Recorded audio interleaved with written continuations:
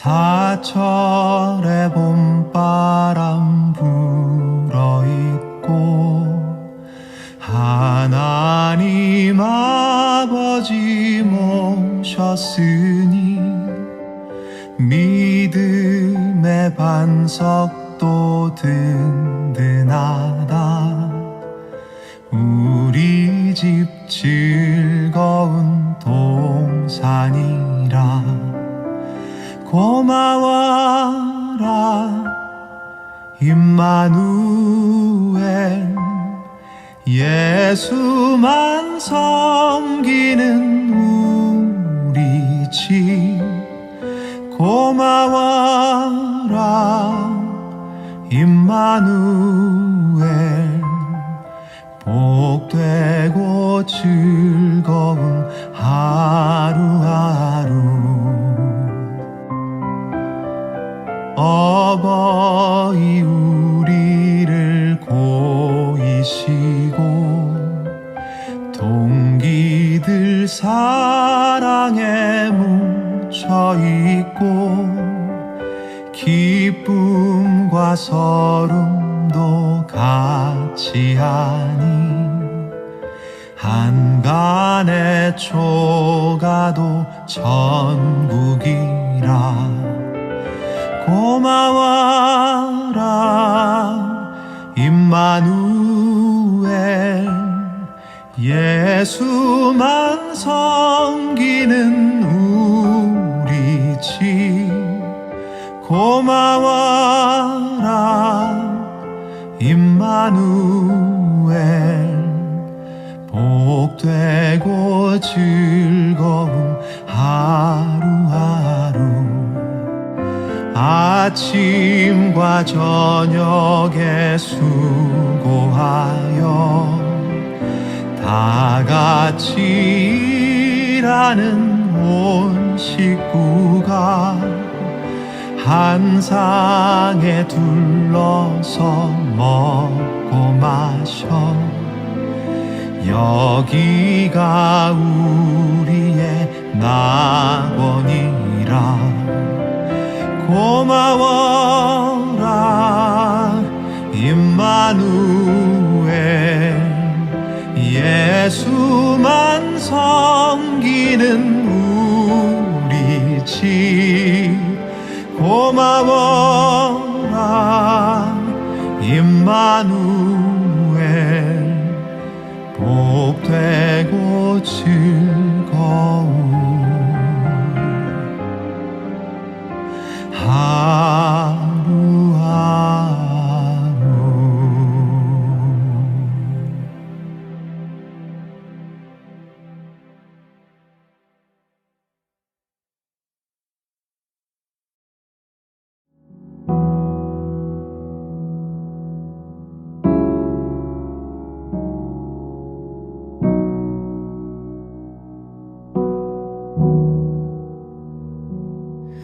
From heaven you can hear, I know you're drawing near as I worship.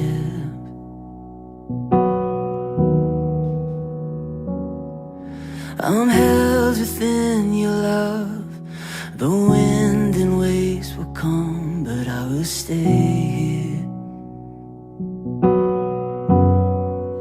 I lift my hands to heaven, hear my heart surrender. Tell my soul again, you are Lord of all. And though the seas are raging, you will speak and tame them. You have found my rest, you are in control.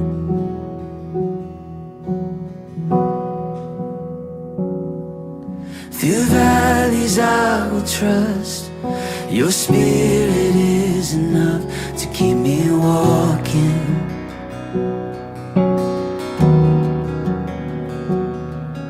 You guide my every step, speak life to me again. Lord, I need you, how I need you.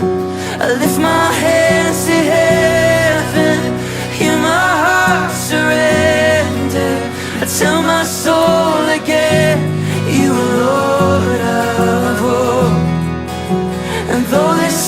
seas are raging, you will speak and tame them. You I found my rest, you were in control. I lift my hands to heaven, hear my heart surrender. Tell my soul again, you are Lord of all. And though the seas are raging, you will speak and tame them. You I found my rest, you are in control. You I found my rest, you are in control.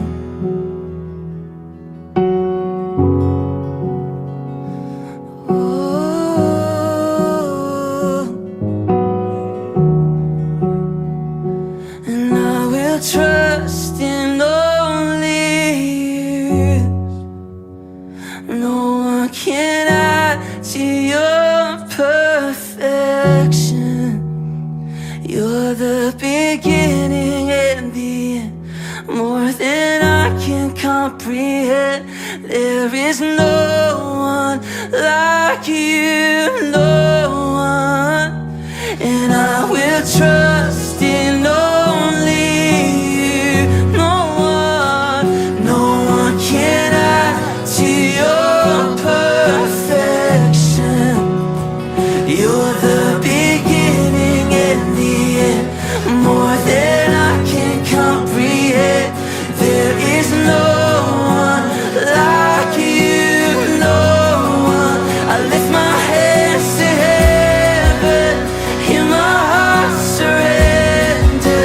tell my soul again, you are Lord of all.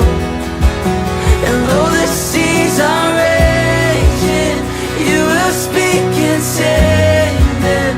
You I found my rest, you are in control.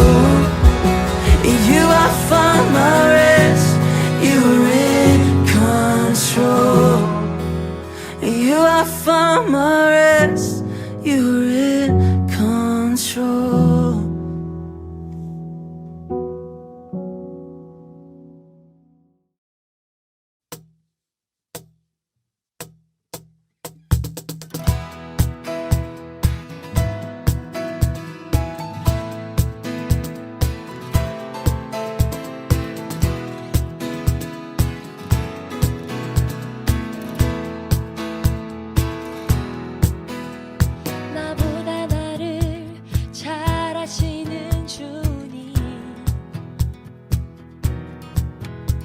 내가 주를 떠나 어디로 가겠나이까. 나 어딜 가든지 주의 손이 나를 인도하시며 주의 오른손이 나를 붙드시리라. 나를 창세전부터 계획하시고 지금까지 인도하시네. 하나님이여 주의 생각이 어찌 그리 보배로우신지요. 나의 생각보다 나의 뜻보다 더 크고 놀라우신 주님.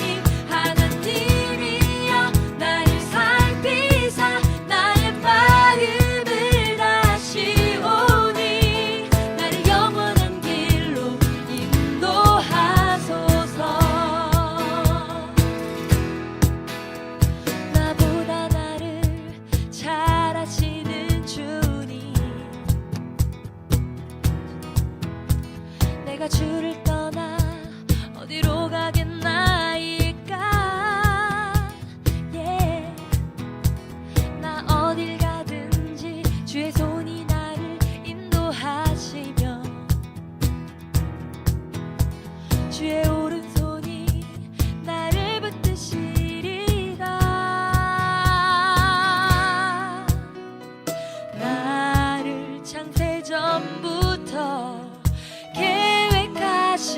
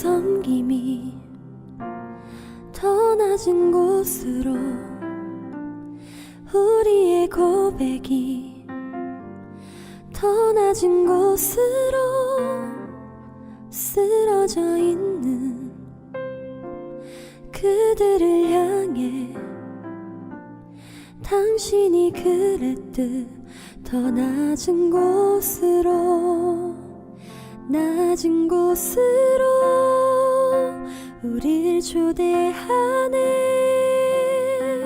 함께 하자고 말씀하시네 우리도 예수 그 길을 따라 함께 가길 원하네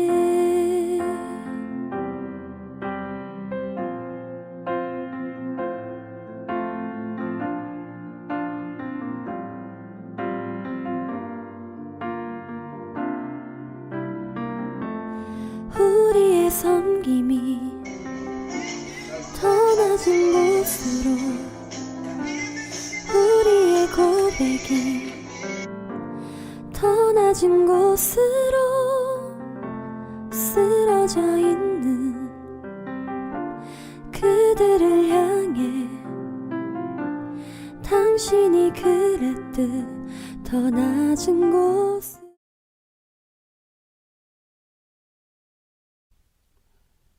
예전에 저는 이전에 있던 교회에서 꿈의 사람 요셉이라는 뮤지컬을 2번 했던 경험이 있습니다. 한 번은 한국에 있던 교회에서 했었고 한 번은 미국에 있던 교회에서 했었습니다. 한 번은 청년부를 데리고 했었고 한 번은 유스 자녀들을 데리고 했었는데 거기에 나오는 노래들이 꽤 많이 있거든요. 한 10개 정도 되는 노래들을 우리가 같이 하면서 뮤지컬을 꾸몄는데요. 그 찬양 중에서 저에게 가장 마음에 많이 와닿는 찬양이 있었습니다. 그리고 그 내용이 있었어요. 그게 뭔가 하면 영어로는 말하면 이런 이야기입니다. When he closes his door, he opens the window 라는 말입니다. 하나님께서 문을 닫으시는 것 같을 때 창문을 여신다 라는 이야기가 되는 것이지요. 이처럼 하나님께서는 모든 것을 여시는 분이시지만 또한 그것이 열려 있다고 해서 꼭 하나님이 여셨다고 착각할 필요도 없습니다. 하나님은 요나라는 사람에게 니느웨로 가라고 이야기하셨지요. 그런데 요나는 다시스로 가려고 마음먹습니다. 그런데 그때 성경이 뭐라고 이야기하나 하면 마침 그때 다시스로 가는 배가 있었다. 이렇게 이야기합니다. 완벽한 타이밍이지 않습니까? 그렇죠? 그런데 이것은 하나님께서 여신 것이 아닙니다.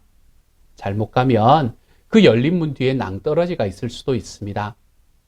우리 하나님께서는 우리를 막다른 길로 몰아넣으시고 하나님의 말씀을 펼칠 때도 있습니다. 홍해 앞에 있는 이스라엘 백성들을 생각해 보십시오. 포로로 잡힌 에스겔 예언자를 한번 생각해 보십시오. 이들뿐만이 아니라 우리도 종종 우리의 사방이 막혀 있음을 깨달을 때가 있습니다. 그때 제일 먼저 생각해야 되는 게 뭔지 아십니까? 그건 바로 방향입니다. 디렉션이지요. 앞은 바다이고 옆은 광야이고 뒤는 바로의 군대가 쫓아오는 이럴 때 사람들이 가장 먼저 생각하는 것이 무엇입니까? 어디가 쉬운 길이냐라는 거지요. 하지만 이런 걸 조심해야 됩니다. 쉬운 길을 찾는 것은 사탄이 원하는 2번째 결과입니다. 그럼 첫 번째 결과는요? 그 자리에 앉아서 절망하는 거예요. 그냥 주저앉아서 낙심하다가 겨우 일어나 방향을 틀어서 다른 곳으로 가기를 원합니다. 그만큼 방향이 중요한 거지요. 이스라엘이 가야 하는 길, 그곳은 가나안이었습니다. 그렇죠? 그러면 비록 그들 앞에 홍해가 가로막고 있다고 하더라도 홍해 쪽이 바른 길이었습니다. 올바른 방향이었습니다. 비록 홍해를 건너는 것은 이성적으로 불가능한 것 같고 가장 어려운 일인 것 같습니다. 하지만 그 길이 맞는 길이었습니다. 사랑하는 여러분, 저와 여러분의 삶에도 이처럼 사방이 꽉 막혀 있는 것 같은 때가 있습니다. 그럴 때 기억하십시오. 한 가지를, 내가 바른 디렉션에 서 있는가? 내가 바른 방향으로 가고 있는가? 우리의 방향이 맞으면 거기에 홍해가 있어도 두렵지 않습니다. 하나님이 열어주실 것이기 때문입니다. 지금 우리가 살아가는 삶 속에서는 지난 1년 동안 우리들의 삶을 꽉 가로막고 있던 이 코비드라는 것이 있었고, 그것에 대한 것으로 인해서 지금 여러 가지의 후유증들이 나타나고 있는 상황입니다. 하지만 우리의 방향이 올바르다면 우리는 그것을 두려워할 필요가 없습니다. 하나님이 홍해를 열듯이 우리에게 그 모든 과정들을 열어주실 것이기 때문입니다. 사랑하는 여러분, 여러분은 주님께서 소원하시는 올바른 방향을 걸어가고 계십니까? 우리 주님의 소원에 나의 삶을 좀 드리며 살아가고 계십니까? 이번 한 주는 이것을 좀 묵상하고 이것을 한번 점검해 보는 시간이 될 수 있기를 우리 주님의 이름으로 소망합니다. 감사합니다.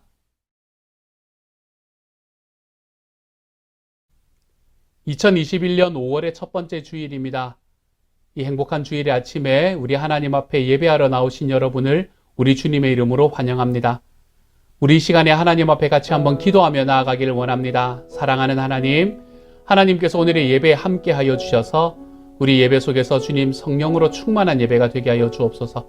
하나님을 만나는 예배가 되게 하옵소서. 우리 간절히 한번 기도하겠습니다. 또한 이 시간 우리 하나님 앞에 같이 기도할 때 사랑하는 주님, 탄자니아 목장을 사랑하여 주십시오. 우리 목자 목녀님과 모든 목원들 그리고 선교사님들을 지켜주셔서 하나님 앞에 더 건강하고 더 안전하고 또한 더 행복한 하나님의 사람들이 될 수 있도록 하나님 도와주십시오. 우리 탄자니아 목장과 오늘 예배를 위해서 이 시간 같이 한번 기도하며 나아갑니다. 같이 기도하겠습니다.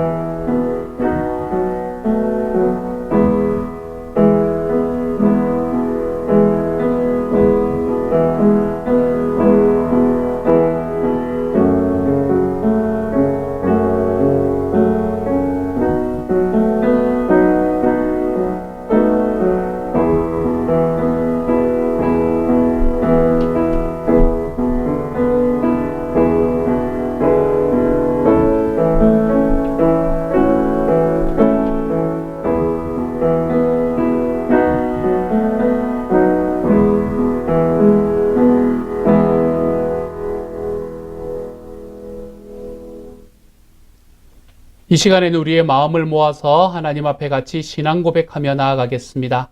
함께 신앙 고백합니다. 여러분은 하나님을 믿습니까? 예, 나는 전능하신 아버지 하나님, 천지의 창조주를 믿습니다. 여러분은 예수님을 믿습니까? 예, 나는 하나님의 유일하신 아들, 우리 주 예수 그리스도를 믿습니다. 예수 그리스도는 어떤 분이십니까?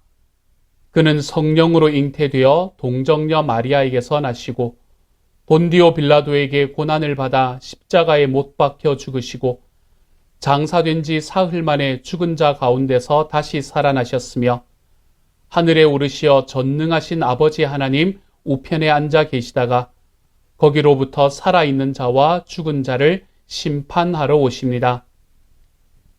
여러분은 성령님을 믿습니까? 예, 나는 성령을 믿으며 거룩한 공교회와 성도의 교제와 죄를 용서받는 것과 몸의 부활과 영생을 믿습니다. 아멘. 이 시간에는 우리 하나님 앞에 예배의 시작 때 드렸던 예물을 놓고 같이 한번 기도하며 나아갑니다. 제가 기도 한번 하지요. 사랑하는 하나님 감사합니다. 우리가 살아가는 삶 가운데에서 하나님께서 우리들의 삶에 필요한 물질들을 언제나 허락하여 주시니 깊이 감사를 드립니다. 주님께서 우리들의 삶에 주시는 하나님의 그 크신 은혜가 하나님이여 정말 우리들의 삶에 체험되게 하여 주시고 그래서 주와 함께 걸어가는 길이 언제나 즐겁고 행복할 수 있는 하나님의 사람이 되게 하여 주시니 감사합니다. 이 땅의 문화는 돈이 우리의 목표가 되어서 살아야 한다라고 이야기하지만 우리는 하나님의 자녀로서 돈은 우리들의 삶을 풍족하게 만들어줄 수 있지만 그것이 목적이 될 수는 없는 수단이다. 이것을 하나님 앞에 고백하며 살아가게 하여 주시니 또한 감사를 드립니다. 하나님 그 고백을 담아 이 시간 우리 하나님 앞에 우리의 물질의 일부를 하나님께 예물로 드립니다. 하나님께서 불쌍히 여겨주셔서 이 모든 예물들이 쓰여지는 곳마다 주님의 능력이 있게 하여 주시고 하나님의 나라가 확장되게 하여 주시고 참으로 살아계시는 주님의 크신 은혜를 하나님 우리의 삶 깊이 맛볼 수 있는 주님의 사람들이 되어가게 하여 주옵소서. 그래서 우리 주님 앞에 더욱더 자유롭게 드리고도 더욱 풍성해지는 하나님의 역사가 우리들 안에서 놀랍게 채워질 수 있도록 주님께서 도와주시고 우리 식구들 중에서는 그 어떤 한 사람도 하나님 물질의 문제 때문에 가슴 치며 어려워하는 사람이 한 사람도 없을 수 있도록 주께서 도우시고 함께하여 주옵소서. 모든 말씀을 우리 주님 예수님 이름으로 기도드립니다. 아멘. 이 시간에 성도의 교제 함께 나눕니다. 하늘 복 많이 받으세요.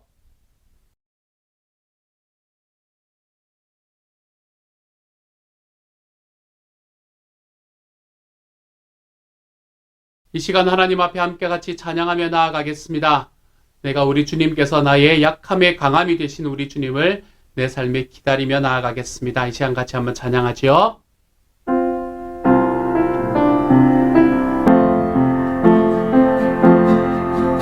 나 기다립니다. 내 영혼 지치고 더 이상 견뎌낼 힘조차 없어도 그러나 내 맘은 주 신뢰합니다. 주님만 내 삶의 주인 되시니 주를 기다려 내 영 잠잠히 의심의 파도 덮쳐와도 흔들리지 않고 서서 주만 바라보리라. 주를 기다려 폭풍 속에도 줌성 내게 멀어도 주 날 인도하시리니 주만 의지합니다. 다시 한번 고백합니다. 나 기다립니다. 내 영혼 지치고 더 이상 견뎌낼 힘조차 없어도 그러나 내 맘은 주 신뢰합니다. 주님만 내 삶의 주인 되시니 주를 기다려 내 영 잠잠히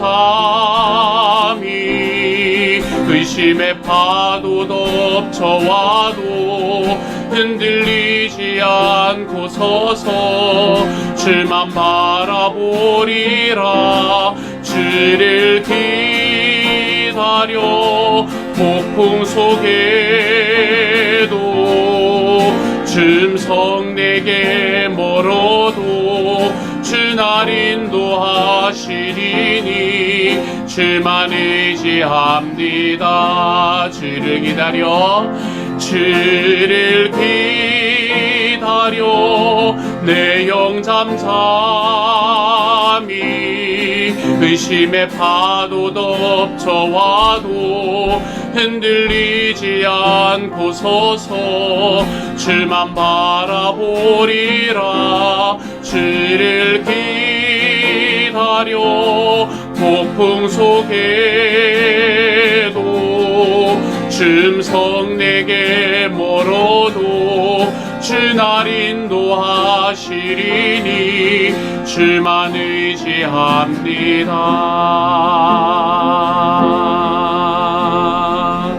아멘.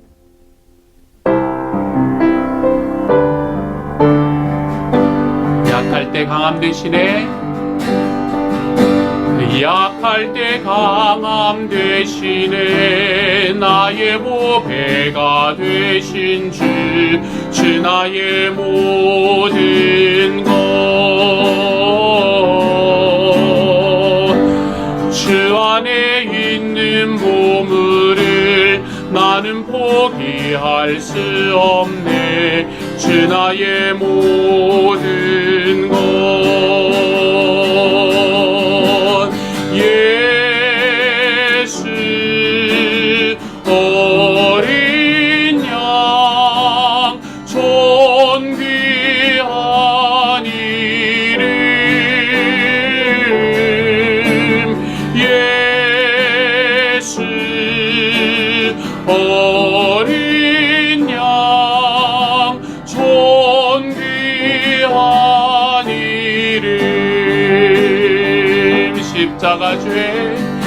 십자가 죄 사하셨네. 주님의 이름 찬양해.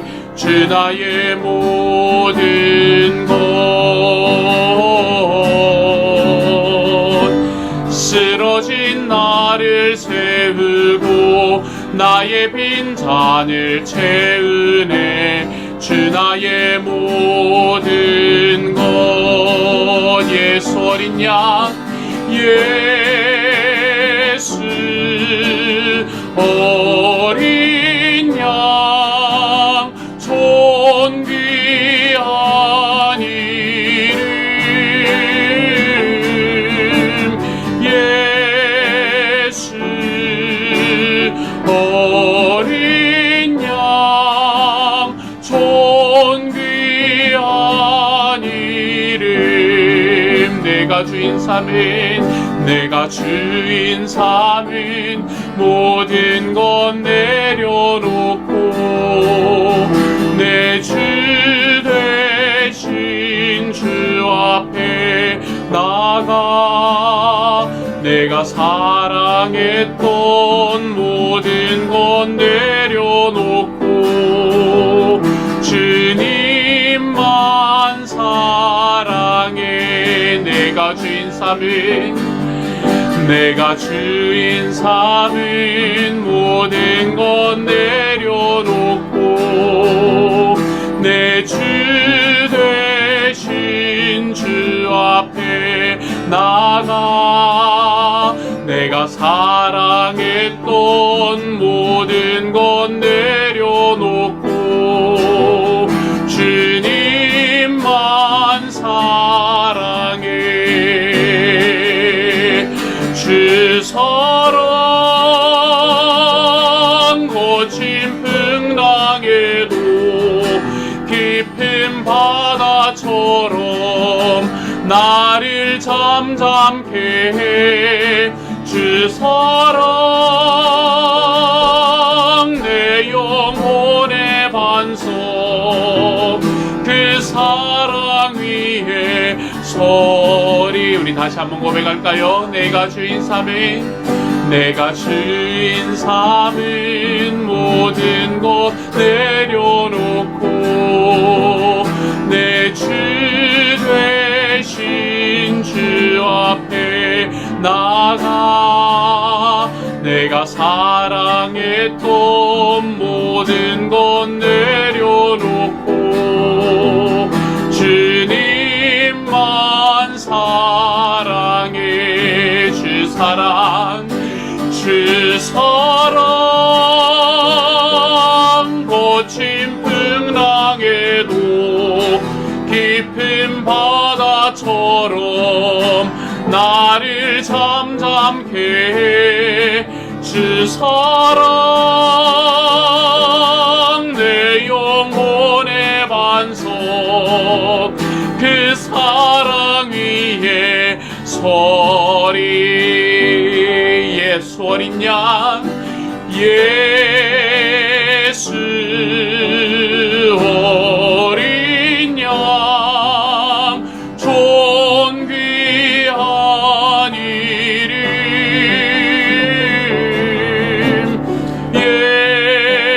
예수 어린 양, 존귀한 이름. 예수 어린 양, 예수 어린 양, 존귀한 이름. 예수 어린 양, 존귀한 이름. 아멘, 아멘.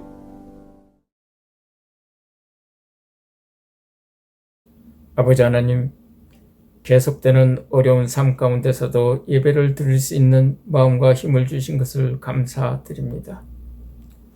환경이 어찌하든지 예배 자리에 저희를 불러주시고 더 깊은 사랑의 은혜를 깨닫게 하시려고 예배 시간을 허락해 주신 감사드립니다.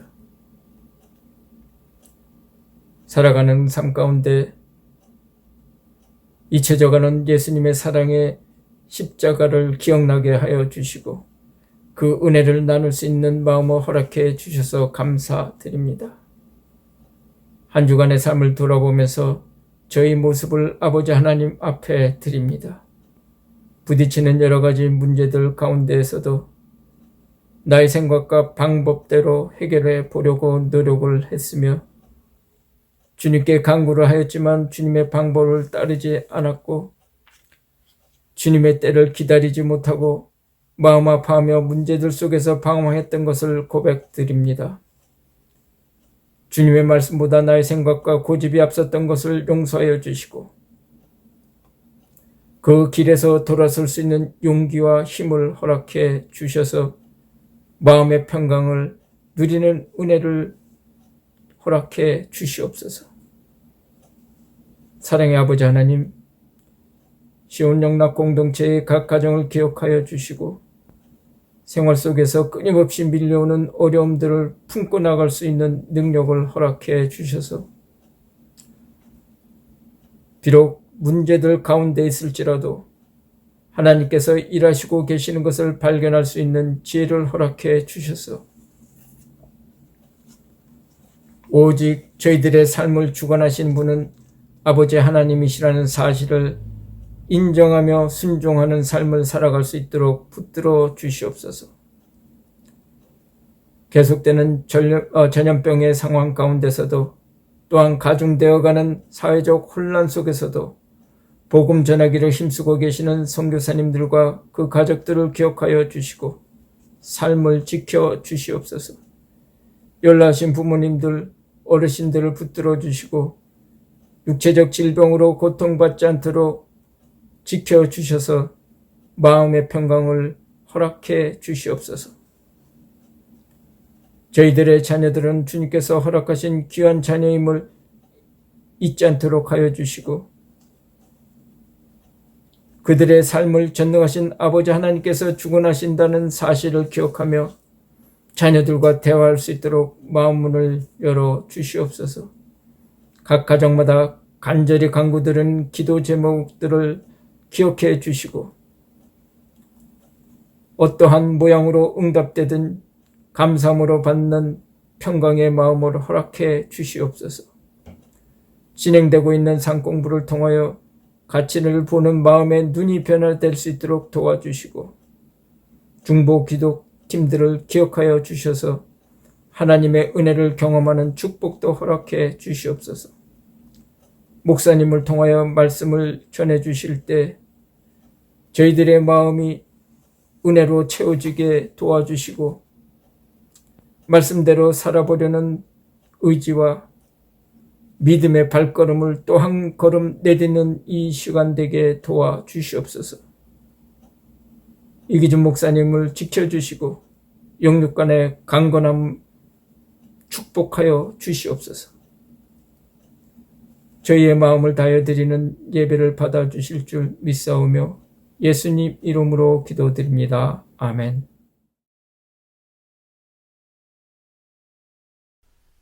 하나님께서 우리에게 오늘 주시는 말씀을 함께 읽도록 하겠습니다. 하나님께서 오늘 우리에게 주시는 말씀은 열왕기상 19장 1절부터 8절까지의 말씀입니다. 우리 같은 목소리로 한번 읽도록 하죠. 함께 읽습니다. 시작. 아합은 엘리야가 한 모든 일과 그가 칼로 모든 예언자들을 죽인 일을 낱낱이 이세벨에게 알려주었다. 그러자 이세벨은 엘리야에게 심부름꾼을 보내어 말하였다. 내가 예언자들을 죽였으니 나도 너를 죽이겠다. 내가 내일 이맘때까지 너를 죽이지 못하면 신들에게서 천벌을 달게 받겠다. 아니 그보다 더한 재앙이라도 그대로 받겠다. 엘리야는 두려워서 급히 일어나 목숨을 살리려고 도망하여 유다의 브엘세바로 갔다. 그곳에 자기 시종을 남겨두고 자신은 홀로 광야로 들어가서 하룻길을 더 걸어 어떤 로뎀 나무 아래로 가서 거기에 앉아서 죽기를 간청하며 기도하였다. 주님, 이제는 더 바랄 것이 없습니다. 나의 목숨을 거두어 주십시오.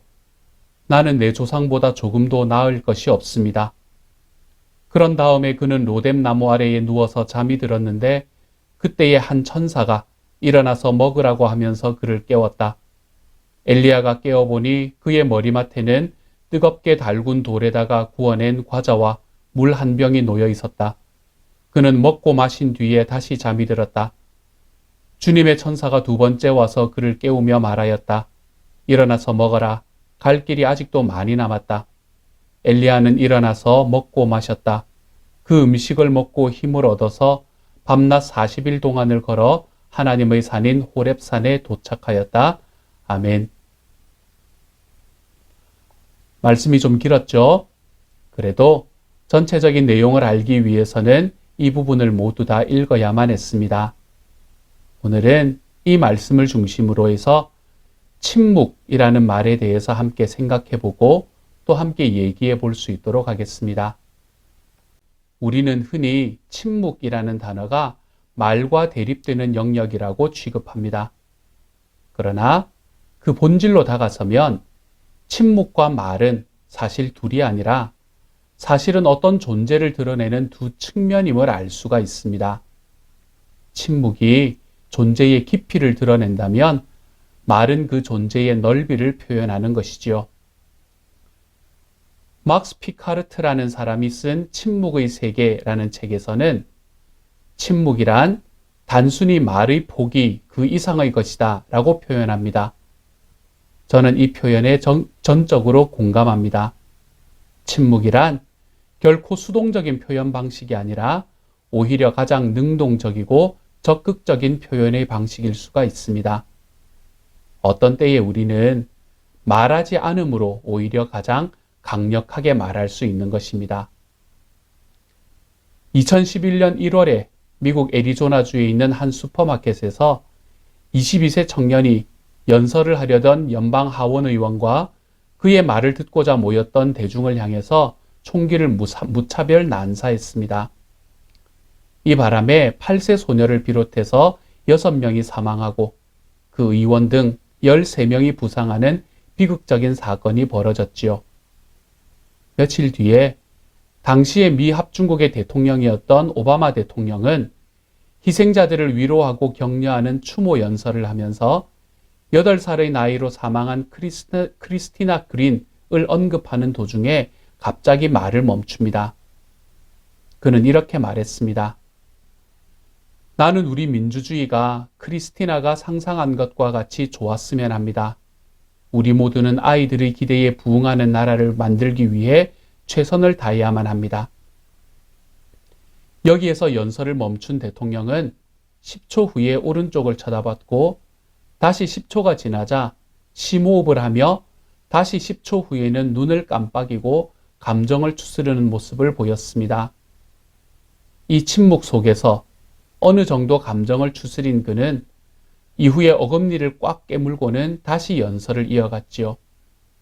이날 오바마 대통령이 했던 34분의 연설 중에 그 말미에 보여준 이 침묵의 51초는 전 국민들에게 진한 감동을 불러일으켰습니다.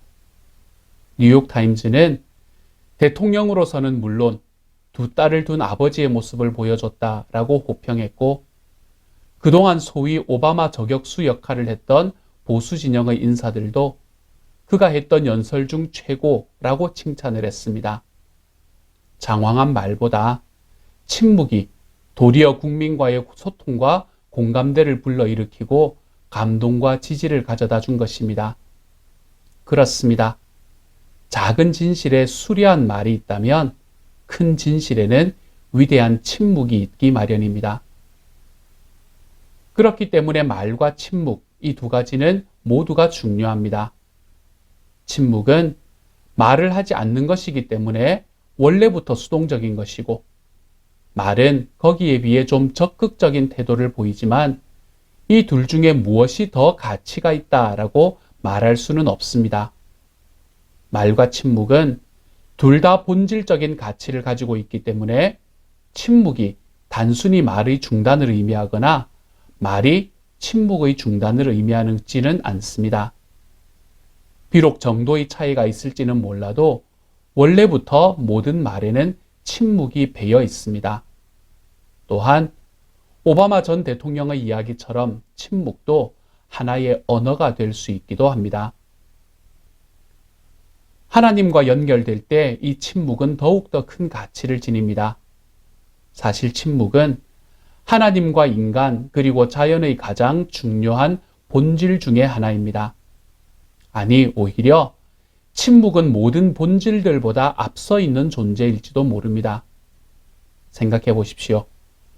창세기 1장과 요한복음 1장은 태초에 하나님께서 말씀으로 세상을 창조하셨다는 것을 우리에게 알려줍니다. 그렇지만 하나님의 말씀 이전에는 침묵이 존재했습니다. 침묵은 말보다 앞서서 존재했고 하나님의 말은 그 하나님의 침묵에서 나온 것입니다. 태초에 천지를 창조한 말씀은 사실 침묵에서 나온 말씀이었다는 것이지요. 그러고 보면 사실은 이 말이라는 존재는 원래 침묵의 세계 위에 서 있는 존재입니다. 말이 마음 놓고 문장들과 사상 속에서 멀리까지 움직여갈 수 있는 이유는 오직 그 밑에 드넓은 침묵이 깔려 있기 때문입니다. 이게 무슨 말인가요? 우리는 이제 5월에 접어들었습니다. 5월은 가정의 달입니다. 가족의 특별한 날을 맞이해서 편지지 한 장을 꼭꼭 채워보낸 자녀들의 편지를 한번 생각해 보십시오. 그렇지만 거기에는 쓰여진 글보다 더 많은 여백이 존재합니다. 표현할 수 있는 단어들보다 말하지는 않았지만 느껴지는 침묵이 거기에는 존재합니다. 수묵화는 어떻습니까?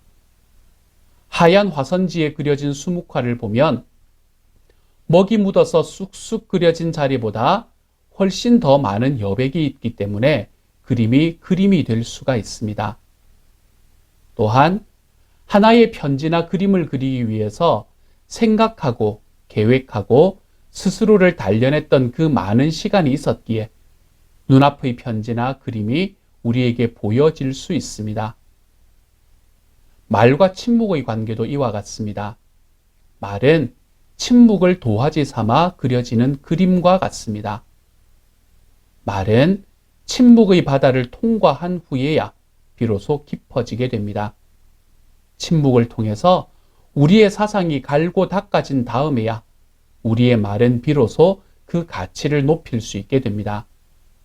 그러므로 침묵이 깊어질수록 말도 깊어집니다. 침묵이 넓어질수록 그 말도 넓어집니다.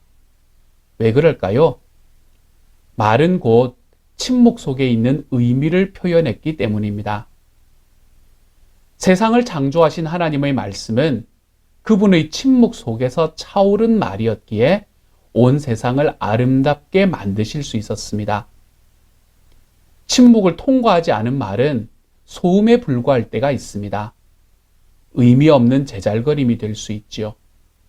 이처럼 말은 침묵 속에서 뜻이 차오를 때 흘러나오는 것이기 때문에 침묵은 그 말에 의미를 부여합니다. 그렇지만 우리는 무엇인가를 전할 때 말로 전하는 것이 익숙합니다. 특별히 우리가 살아가는 시대는 이 침묵을 가치 없고 어려운 것으로 생각하는 경향이 있습니다. 하지만 우리가 전하는 말과 함께 전해지는 우리의 침묵은 참 많은 것을 전할 수 있습니다.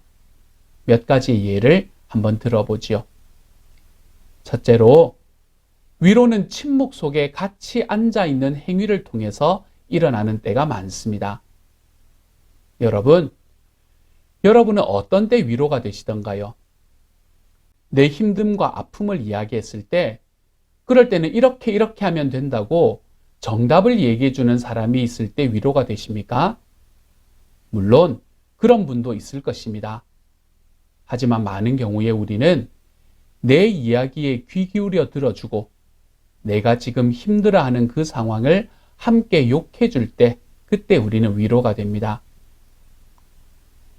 2008년 5월에 제 어머니께서 돌아가셨을 때 제게 가장 큰 위로가 되었던 일이 있습니다. 초등학교 때부터 제 친구였고 또한 교회 친구 중에 하나였던 녀석이 있었습니다. 당시에 서울에서 직장을 다니고 있었지요.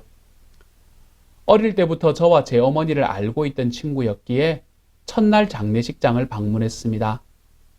그렇게 저와 인사를 하는 와중에 아마 이 친구는 그냥 자기가 올라가면 안 된다고 생각했던 것 같습니다. 그 친구는 그로부터 3일간 제가 제 어머니를 화장하는 날까지 저와 함께 있어 주었습니다. 별다른 이야기를 나누지는 않았습니다. 찾아오시는 손님으로 인해서 저도 바빴고 또한 어머니를 잃었다는 생각에 정신이 없었던 것 같습니다. 그렇지만 그냥 옆에 앉아서 함께 울어주는 그 친구는 제게 큰 위로가 되었습니다. 그렇습니다. 귀 기울여 듣고 함께 앉아서 울어주는 것이 위로의 전부일 때가 많습니다. 그럴 때에 우리는 지금 내가 겪는 이 일이 나만 겪는 것이 아니라는 것을 알게 되면서 위로를 받습니다. 위로는 이처럼 우리의 말이 아니라 침묵 속에서 옆에 존재하고 있다는 그 사실 자체일 때가 많습니다. 진로와 인생의 문제로 힘들어하고 고민하는 아들에게 이래라 저래라 라고 이야기하는 사람은 잔소리꾼이 됩니다. 그렇지만 늘 밥상머리에 앉으셔서 어떤 상황이 오건 밥 먹었냐? 같이 먹자 라고 이야기하시는 아버지의 모습에서 아들은 위로를 받게 됩니다. 사실 많은 경우에 사람들은 지금 무엇을 해야 어떻게 해야 하는지를 몰라서 못하는 경우는 드뭅니다. 알고도 하기 싫거나 또는 못하는 경우가 훨씬 더 많지요. 그럴 때에 내가 누군가의 옆에서 그 사람의 마음을 함께 나누며 적극적인 리액션을 하기 시작하면 대부분의 경우는 자기 스스로 자기의 삶과 마음을 정리하기 시작합니다. 오히려 자기보다 자기를 더 공감하는 친구를 진정시키며 위로하면서 말입니다. 둘째로 욥과 그의 친구들을 한번 보십시다. 욥의 친구들이 있었습니다. 그들은 욥에게 힘든 일이 생겼다라는 이야기를 듣게 됩니다. 그리고는 그 옆에서 말을 잃고 침묵하며 그와 함께 7일 동안을 시간을 보냅니다. 사실 욥의 친구들은 그 후에 욥과 많은 대화를 나눕니다. 그렇지만 그들이 욥에게 가장 큰 위로를 주었던 시간은 그들이 말했던 때가 아니라 침묵 속에서 함께 앉아있던 바로 그 시간이었습니다. 우리는 지난 7주간 십자가에서 예수님이 남기신 7가지의 말씀을 함께 나누었습니다. 자기가 가장 사랑하는 아들이 저와 여러분의 죄를 대신 짊어지시기 위해서 십자가에 달리셨을 때 땅에 어둠이 내렸습니다. 아들 예수의 고통과 아픔에 침묵으로 옆을 지키며 자기의 슬픔을 내보이신 하나님의 모습이었지요. 세 번째로 예수님도 침묵으로 말씀하시는 법을 아는 분이었습니다. 예수님 앞으로 한 가늠한 여인이 잡혀왔습니다. 이 여인을 통해서 사람들은 이 예수를 시험합니다. 그런데 예수님은 말을 하지 않고 그저 몸을 굽혀 땅에 무엇인가를 쓸 뿐입니다. 마치 별 문제가 아닌 것처럼 담담합니다. 말보다는 몸이 먼저 자신의 뜻을 보여줍니다. 사람들은 예수님의 침묵에서 나오는 침묵의 언어를 이해하지 못하고 그를 다그쳤습니다. 그들은 당신이 지금 왜 침묵하고 있냐고 항의했지만 예수님은 이미 침묵으로 말씀하고 계셨습니다. 그리고는 그 몸의 침묵으로 발산된 말을 이해하지 못한 사람들에게 그분은 입으로 말씀하십니다. 너희 가운데서 죄가 없는 사람이 먼저 이 여자에게 돌을 던져라. 그리고는 또다시 침묵 속에서 몸으로 말씀하십니다. 예수님의 말은 침묵에서 나와서 침묵으로 들어갔습니다. 그리고 그 안에서 뜻이 강력하게 차올랐습니다. 이 예수님의 침묵의 힘에 사람들은 압도당합니다. 그렇게 그들은 하나씩 둘씩 자기 손에 들려있던 정죄의 돌멩이, 판단의 돌멩이를 내려놓기 시작합니다. 그리고 어느새 그곳에는 예수님과 이 여인만이 남게 되었습니다. 그들이 돌아간 이후에 예수님께서는 다시 말씀하십니다. 나도 너를 정죄하지 않는다. 깊은 침묵의 바다 위에 떠오른 한마디의 생명의 말씀이었습니다. 정적 속에 흐르는 이 예수님의 말씀을 한번 생각해 보십시오. 이 말이 이 여인에게는 얼마나 큰 위로와 치유로 다가왔겠습니까? 그 치유와 위로는 말 이전에 존재했던 이 예수님의 침묵에서 온 능력이었습니다. 그렇습니다. 때로는 말보다 침묵에 더 큰 치유하는 능력이 있는 것 같습니다. 이랬던 예수님의 침묵은 빌라도에게 재판을 받는 상황에서 절정을 이룹니다. 예수님을 정죄하는 무리들은 그를 십자가에 못 박아라 라고 외칩니다. 그리고 그를 신문하는 빌라도는 이런 그들의 말이 들리지 않느냐라고 예수님에게 질문합니다. 자기의 앞에 펼쳐지고 있는 이들의 말에 예수님은 항의하거나 자신을 변호하지 않고 오직 침묵으로 그들에게 말합니다. 말씀은 빌라도가 예수님의 침묵을 기이하게 여겼다라고 이야기합니다.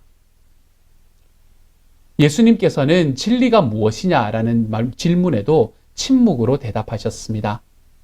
그런데 참 이상하게도 그 침묵의 무게에 눌려 빌라도는 예수님을 놓아주려고 했습니다. 침묵 자체는 진리가 아닐 수가 있습니다, 여러분. 그렇지만 침묵만큼 진리의 깊이를 표현할 수 있는 길도 없습니다. 예수님은 그런 면에서 자주 침묵의 사람이었습니다. 예수님의 말의 권위 또한 이 침묵에서 흘러나올 때가 많았습니다. 침묵에서 흘러나온 이 말의 권위로 예수님은 바다도 잠잠케 하셨고 그를 공격하는 무리들도 잠잠케 하셨고 악한 영도 침묵케 하신 분이셨습니다. 오늘 우리가 읽은 본문에서 나타나는 엘리야의 여정에서도 마찬가지였습니다.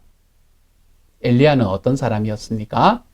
엘리야는 하나님의 놀라운 능력을 그의 삶 속에서 경험했던 사람이었습니다. 850명의 바알과 아세라를 섬기던 예언자들과의 다툼 속에서 하늘에서 불을 내리심으로 기도에 응답하시던 하나님을 경험한 사람이었습니다. 자기가 기도하니 3년 반 동안이나 그 땅에 비가 오지 않다가 다시 기도하니 다시 비가 내리는 것을 경험했던 사람이었습니다. 그렇지만 당시의 북이스라엘의 왕과 왕비였던 아합과 이세벨이 그를 찾자 그는 예전에 경험했던 하나님의 모습은 다 잊어버린 듯합니다. 그리고는 그들을 피해 도망하고 또 도망합니다. 하나님께서는 이렇게 비겁하게 도망하다가 로뎀나무 아래 지쳐 쓰러진 엘리야를 향해 침묵하셨습니다. 여기에 나오는 하나님의 침묵을 한번 보십시오, 여러분. 어쩌면 이때가 바로 엘리야를 향해서 가장 많은 책망과 훈계의 말을 쏟아 놓아야 할 순간이 아닙니까? 무책임하고 이기적인 이 엘리야의 본성이 그야말로 화산처럼 터져 나오는 순간, 그의 실망스러운 모습을 그냥 보아 넘기기 어려운 그런 상황이지 않습니까? 그러나 하나님은 그랬던 그에게 한마디도 말씀하지 않습니다. 그 대신 천사를 보내서 엘리야를 조용히 어루만지시며 그에게 음식을 먹이실 뿐입니다. 40일 동안이나 엘리야는 이 침묵의 언어를 통해서 하나님의 강력한 위로의 메시지를 듣고 있었습니다. 엘리야를 향한 이 하나님의 침묵의 언어가 들려준 메시지는 무엇이었겠습니까?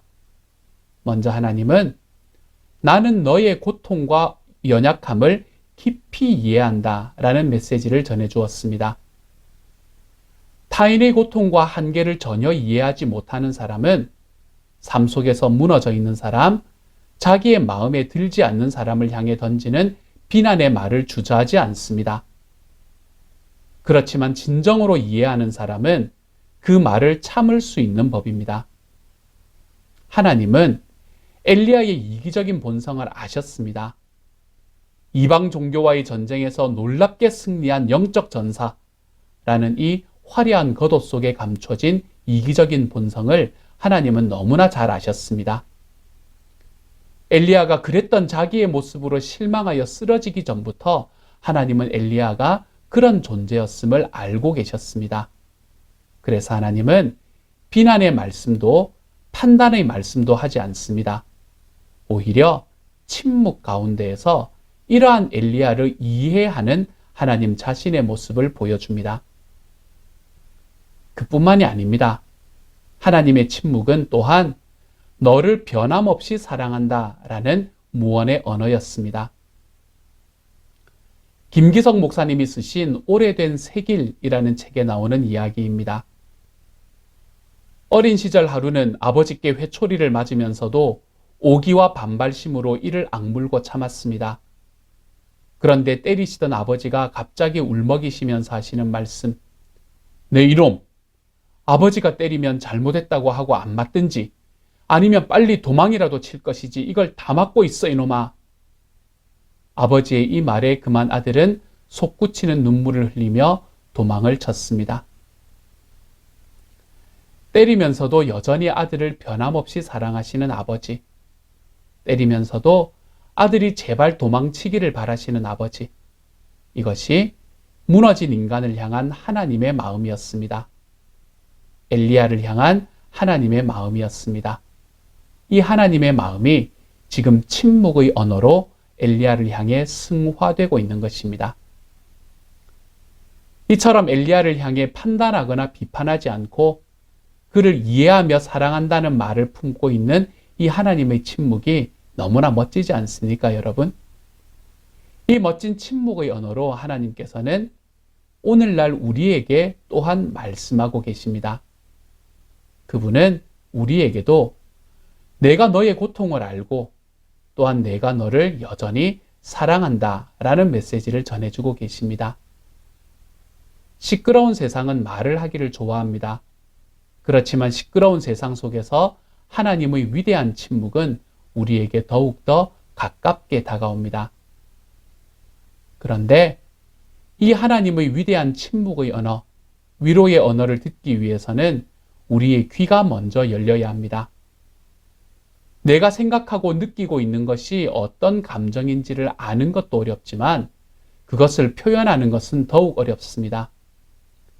내가 내 생각을 모를 때 또는 그것이 무엇인지 분명히 표현할 수 없을 때 우리는 더 큰 답답함을 느끼게 됩니다. 귀 기울여 듣는다라는 것은 그 사람의 말을 듣는 것에 앞서서 그 말의 앞과 뒤에 또한 그 말의 사이에 있는 침묵의 깊이를 보는 것입니다. 하나님께서 우리에게 침묵으로 말씀하시는 것을 듣기 위해서는 이렇게 침묵을 이해할 수 있는 우리의 귀가 열려야 합니다. 하나님과 우리 사이의 침묵의 깊이를 볼 수 있기 위해서는 그러므로 내 삶에 경청의 방이 마련되어 있어야 합니다. 함석헌 선생님은 그의 시 그대는 골방을 가졌는가 라는 시에서 우리의 참 골방이 어디인가 라는 것을 보여주고 있습니다. 그대는 골방을 가졌는가? 이 세상의 소리가 들리지 않는, 이 세상의 냄새가 들어오지 않는 은밀한 골방을 그대는 가졌는가? 님이 좋아하시는 골방, 깊은 산도 아니요, 거친 들도 아니요, 지붕 밑도 지하실도 아니요, 오직 그대 맘 은밀한 속에 있네. 그대 맘의 내문 밀밀히 닫고 세상 소리와 냄새 다 끊어버린 후 맑은 등잔 하나 가만히 밝혀만 놓으면 극진하신 님의 꿀같은 속삭임을 들을 수 있네. 사랑하는 여러분, 저는 저와 여러분이 이 하나님의 침묵을 답답해하지 않는 삶의 수준으로 좀 나아갈 수 있기를 소망합니다. 하나님이 응답하시는 말을 넘어서 그 말을 채우기 위한 이해의 침묵, 사랑의 침묵을 우리의 귀로 들으실 수 있기를 소망합니다.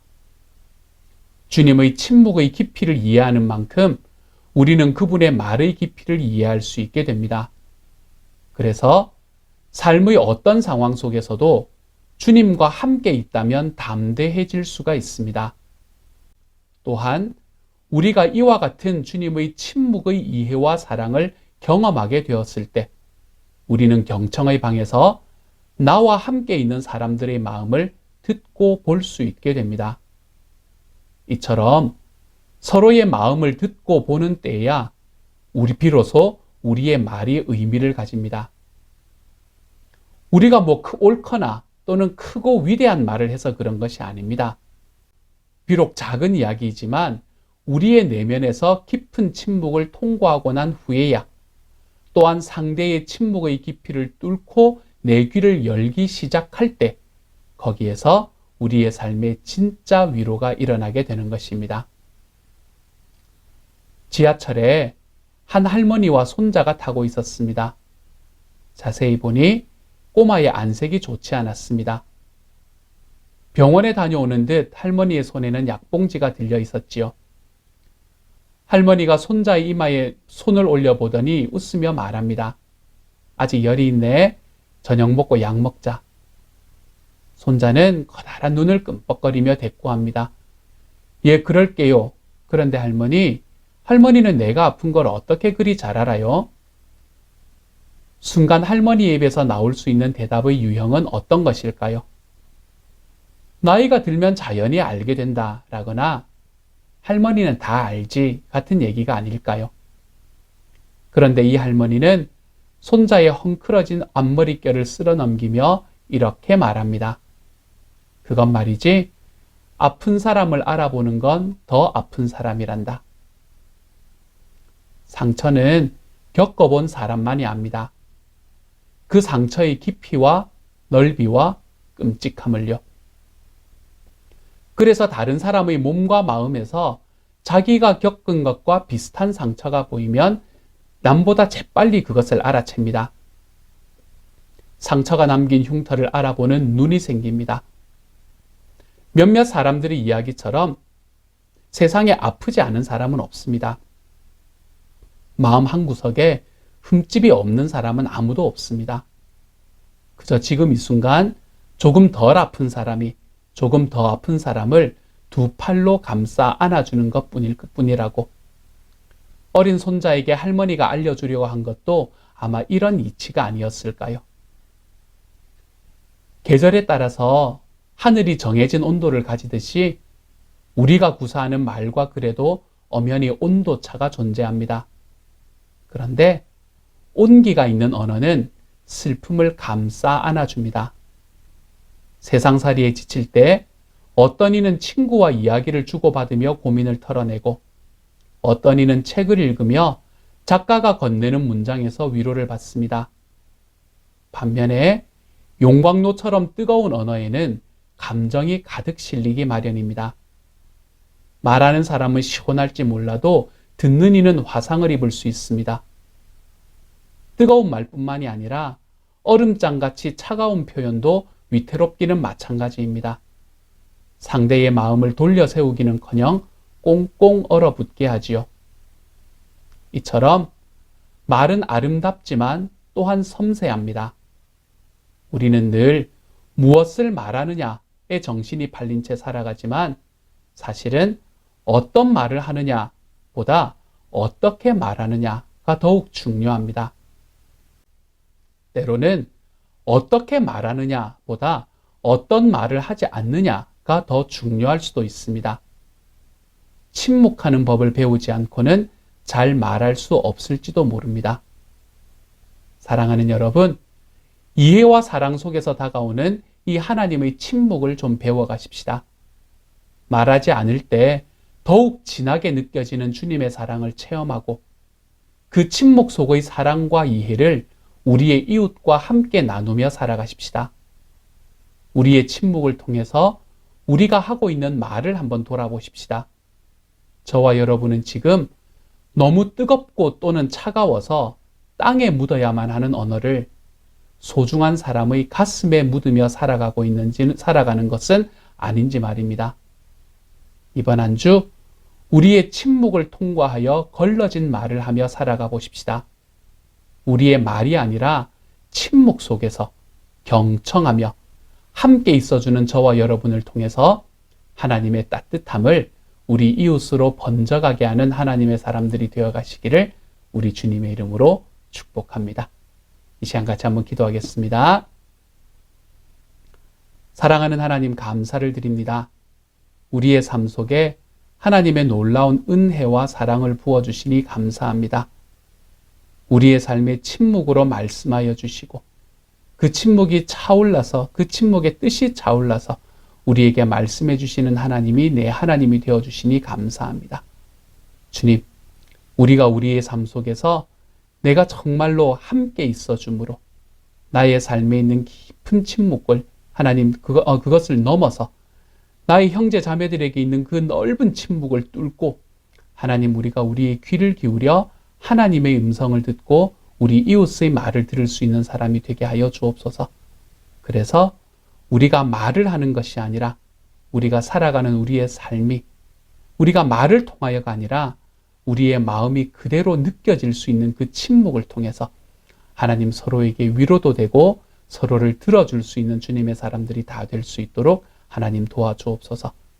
그래서 하나님, 땅에만 묻어야 되는 그런 뜨겁고 차가운 이야기들을 우리가 상대의 가슴에 묻으며 살아가지 않는 하나님의 사람들이 다 될 수 있도록 주여 도와주옵소서. 모든 말씀 우리 주님 예수님 이름으로 감사하며 기도드립니다. 아멘. 이 시간에는 우리 다시 한번 기도하고 축도함으로 오늘의 예배를 마칩니다. 같이 한번 기도하겠습니다. 이제 평안한 마음으로 세상에 돌아가십시오. 선한 일에 용기를 가지시며 악을 악으로 갚지 마십시오. 항상 연약한 자를 도우시며 병든 자를 찾아보시며 곤란당하는 이웃을 위로하십시오. 모든 사람을 존경하시며 주님께 봉사하고 주님을 사랑하십시오. 모든 일을 믿음과 사랑으로 행하시며 어떤 일에도 소망을 포기하지 마십시오. 그리고 거룩하신 성령님께 순종하여 기쁨과 감사의 생활을 해나가십시오. 우리 하나님 아버지는 여러분을 항상 도와주실 것입니다. 지금은 우리 주 예수 그리스도의 은혜와 예수 그리스도를 우리에게 주신 하나님의 놀라우신 사랑하심과 또한 우리의 삶에 찾아오셔서 우리의 삶에 교통하시는 성령님의 교통하시는 은혜가 이해와 사랑으로 우리를 향하시는 하나님의 침묵의 말을 듣고 이웃의 침묵의 넓이를 넘어서는 경청으로 우리의 말을 넘어선 존재 자체로 이웃에게 따뜻함을 전하는 사람이 되기를 소원하고 기대하며 일어서는 모든 시온 영락 식구들 한 사람 한 사람에게 지금부터 영원토록 함께 계시기를 간절히 축원하옵나이다. 아멘.